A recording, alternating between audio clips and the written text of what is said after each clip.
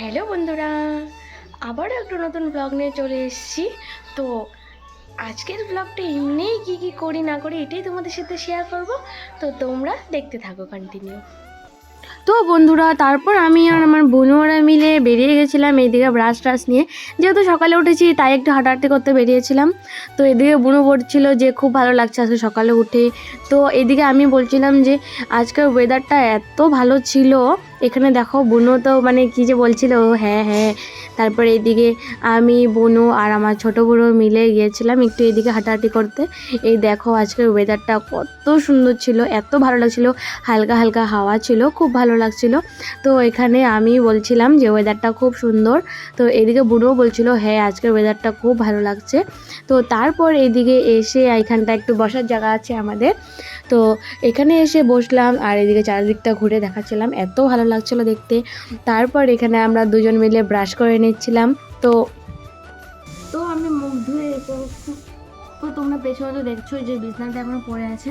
তো জাস্ট আমি ঘুম থেকে উঠে তারপর মুখটা ধুলাম, ধুয়ে ওখানে ক্রিম লাগিয়ে তারপর বিছানাটা পরিষ্কার করবো। তো চলো তোমরা ভিডিওটা কন্টিনিউ দেখতে থাকো। তো এইদিকে বিছানা গুছিয়ে তারপর তোমাদের সাথে দেখা হচ্ছে। আমার বিছানা গুছানো কমপ্লিট। তো চলো রান্না করে গিয়ে দেখি। তো ওই দিক থেকে এসে এখন আমি রান্নাঘরে এসে গেছি। তো মা বলছিল আজকে লুচি আর একটু আলুর দম বানাবে, তাই এখানে আমি লুচির জন্য ডো রেডি করছিলাম। তো প্রথমে আমি দিয়ে দিলাম ময়দা, তারপরে দিয়ে দিয়েছি একটু চিনি, তারপর নুন দিয়ে ভালো করে মেখে নিলাম প্রথমে। তারপর এখানে একটু রিফাইন তেল দিয়ে আমি ভালো করে ময়দাটাকে ময়ম দিয়ে নিয়েছি। তো তো ময়াম দেওয়ার পরে এইদিকে আমি জল দিয়ে দিয়েছিলাম। তো ময়দাটাকে ভালো করে মেখে নিচ্ছিলাম এখানে। তো বেশি কিছু দেয়নি, তাই খালি ময়দা দিয়ে যেহেতু বানানো হবে সেটার জন্যই। তো তারপর এদিকে আমি ডোটা পুরোপুরি রেডি করে নিয়েছি। ডোটা রেডি করার পর উপরে আমি তেল মেখে অল্প টাইম রেস্টের জন্য রেখে দিয়েছিলাম।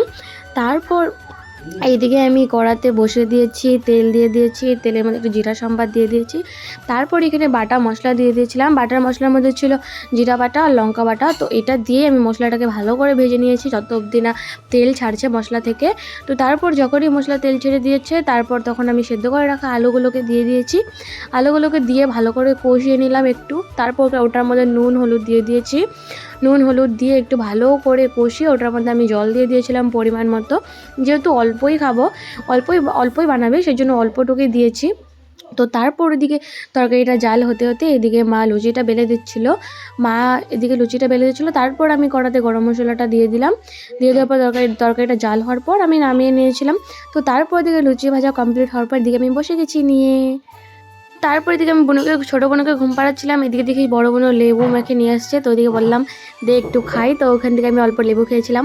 বোনকে ঘুম পাড়িয়ে এসে এদিকে আমি ফ্রিজ থেকে সবজি বের করে নিয়ে গেলাম, কারণ মা নেই ঘরে, ডাল রান্না করছিলাম। তো এদিকে ডালটা বসিয়ে দিয়েছি। তারপর এখানে আমি সবজিটা কেটে নিচ্ছিলাম, পরে মা আসলে আর কি রান্না করবে, আমি সব কেটে টেটে রাখছিলাম। তারপর এদিকে দেখি ডালটা আমার সেদ্ধ হয়ে গেছে। তারপর এদিকে কড়াতে তেল দিয়ে আমি প্রথমে, যেহেতু আজকে রসুন সম্বাদ দিয়ে ডালটা খাবো, তাই প্রথমে রসুন সম্বাদ দিয়ে দিলাম।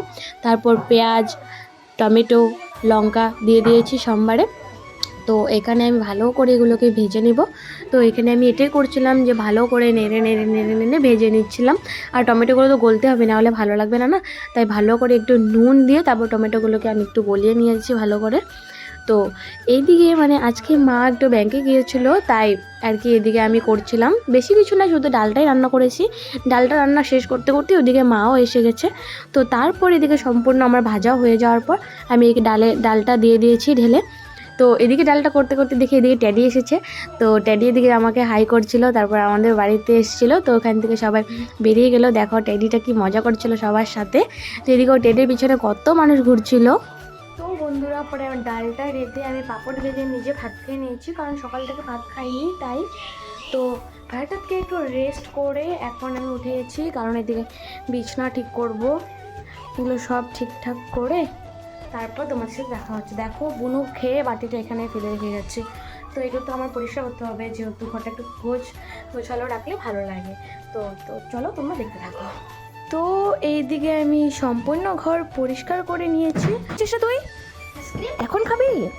এখন কটা বাজে দেখতো? কালকে খাস? মাঝেটা দিয়ে দেয়, আইসক্রিমটা খা খালি।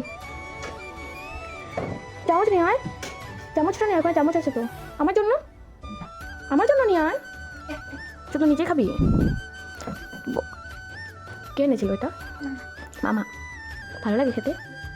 তো চলো তোমরা ভিডিওটা কন্টিনিউ দেখতে থাকো।